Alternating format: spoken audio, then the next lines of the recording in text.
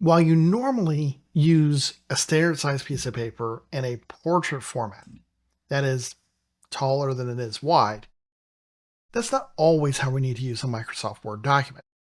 There are plenty of times that we need it to be landscape, that's where it's wider than it's tall, or use a different size paper, whether it's because we're printing something internationally or we're printing on a poster size flyer or larger piece of paper.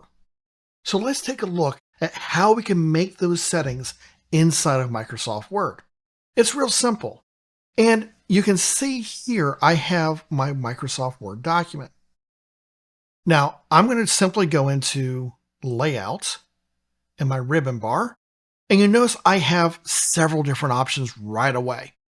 The first of which is I can choose my margins. My margins are typically 1 inch on each side. That means this is the area that nothing is going to be printed, and therefore we're not going to put any content here in those margins. And 1 inch is used because that's safe for most printers. It also gives you a place to hold a piece of paper, look at it, and you're not covering any text. Now, you can change these, and you notice that there are several standard ones in here, such as narrow, which is a 1/2 inch around, all the way back to a 2003 Office default, which was 1 inch top and bottom and 1 1/4 inches on the sides. My orientation is typically going to be either portrait or landscape. If I change this, you're going to notice it's going to flip, and now all my pages are now in landscape mode. You're going to notice that it automatically formatted the width of the standard paragraphs and made all that stuff fit. Now, sometimes things like images will not designed for you to change the orientation. So you do need to go through and double check everything. But this is a good example of it.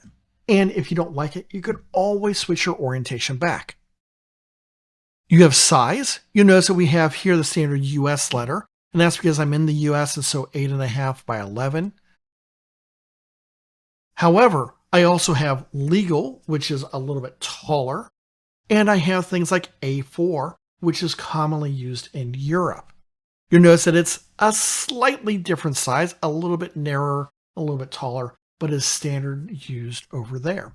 You can see I have some other formats that I can use, including things like a North American 4x6 or 5x7.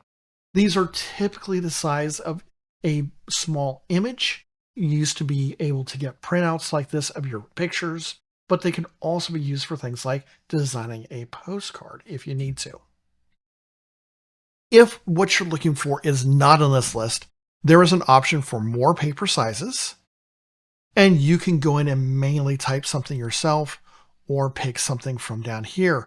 And they even have things like common envelope sizes. Now, there's other common layout things that you might see in here under this tab. For example, columns. Like, do I want to split this up into multiple columns? We're going to ignore that. We don't need that right now. We also have the ability to add page breaks. You'll notice that there's a line here. Anytime you see this line, this is showing you where a page break is instead of having a physical separation, but you can notice that. An easy way to check is on the bottom left-hand side, you'll see it's page 2 of 8. You might be saying, well, it would sure be nice if I can maybe put that on all my pages. Well, I'm going to show you how to do headers and footers and doing things like adding your page numbers in the next video. So keep an eye out for that.